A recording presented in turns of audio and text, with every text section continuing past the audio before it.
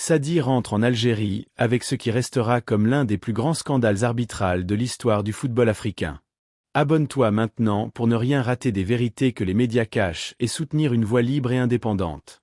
Cette édition de la Coupe d'Afrique des Nations, organisée au Maroc, restera gravée comme l'une des plus sombres jamais disputées. Il est désormais clair que certains cercles influents de la CAF ont fermé les yeux, laissant la corruption gangrener ce qui subsistait encore de l'intégrité du football africain. Ce qui est arrivé à l'équipe nationale algérienne ne relève ni d'une simple erreur humaine ni d'un mauvais jugement isolé. Il s'agit plutôt d'une manœuvre préméditée, une véritable liquidation sportive orchestrée sous les yeux du monde entier. Cette CAN conçue sur mesure a dévoilé les dérives d'une gestion opaque où les résultats se décident bien souvent loin du terrain, dans des bureaux et des coulisses obscures. Désormais, ce ne sont plus le talent, la tactique ou l'effort qui font la différence, mais des réseaux d'influence et des alliances douteuses. L'Algérie paie aujourd'hui le prix de sa force, de sa dignité et de son refus de se plier à un système corrompu qui a profondément infiltré la Confédération africaine de football. Le pénalty scandaleusement refusé face au Nigeria restera une tache indélébile sur l'arbitrage africain. Il s'agit d'une action claire, évidente, qui ne nécessite même pas l'expertise d'un spécialiste. Le ballon a touché la main à l'intérieur de la surface, une main en position non naturelle, augmentant la surface du corps. Pourtant, ni l'arbitre ni la salle VAR n'ont jugé bon d'intervenir. Alors une question s'impose. À quoi servent réellement ces technologies dont on nous vantait l'infaillibilité? Où est passée cette justice supposée garantie par le double contrôle, entre l'arbitre de terrain et l'assistance vidéo? Dans le cas de l'Algérie, la VAR n'a pas protégé l'équité, elle l'a trahi. Nous avons vu l'arbitre prendre plus d'une minute pour vérifier une action favorable à l'adversaire, alors qu'il a totalement ignoré la possibilité de consulter l'écran pour un pénalty évident en faveur de l'Algérie. Une différence de traitement qui en dit long sur ce système à deux vitesses. Cet épisode aurait pu changer le cours du match et même celui de l'histoire.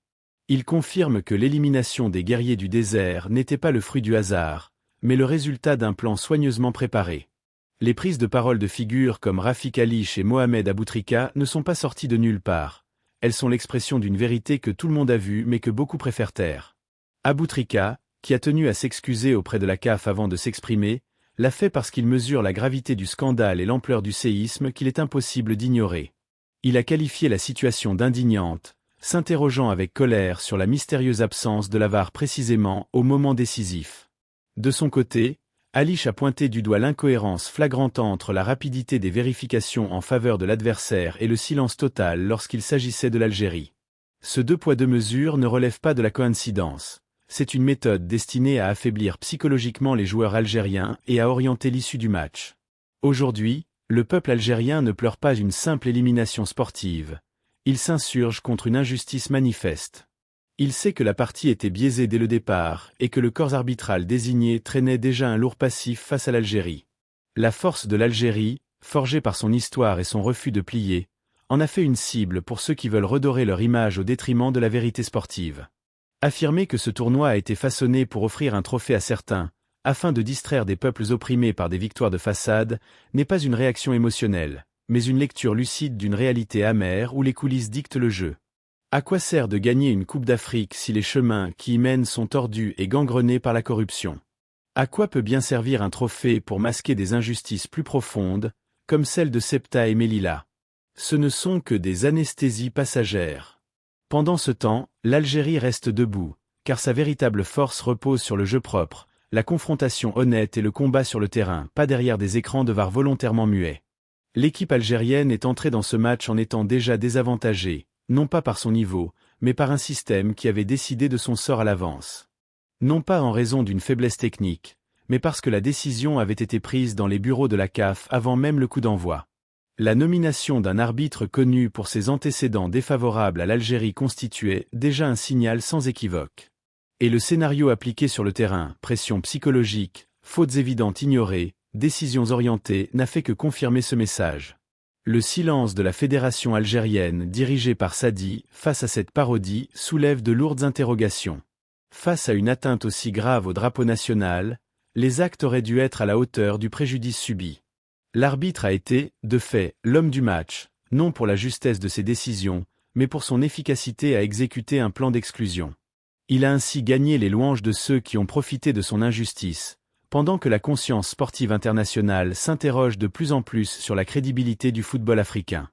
Les chiffres et les statistiques démontrent pourtant la domination de l'Algérie durant de longues phases de la rencontre, tout comme la brutalité des interventions subies par ses joueurs sans aucune protection arbitrale. Mais ces données deviennent insignifiantes lorsque l'ambition se heurte au mur d'une corruption enracinée. Ce qui s'est produit est une véritable farce, un scandale au sens plein du terme, qui restera inscrit parmi les pages les plus sombres de l'histoire de la CAF.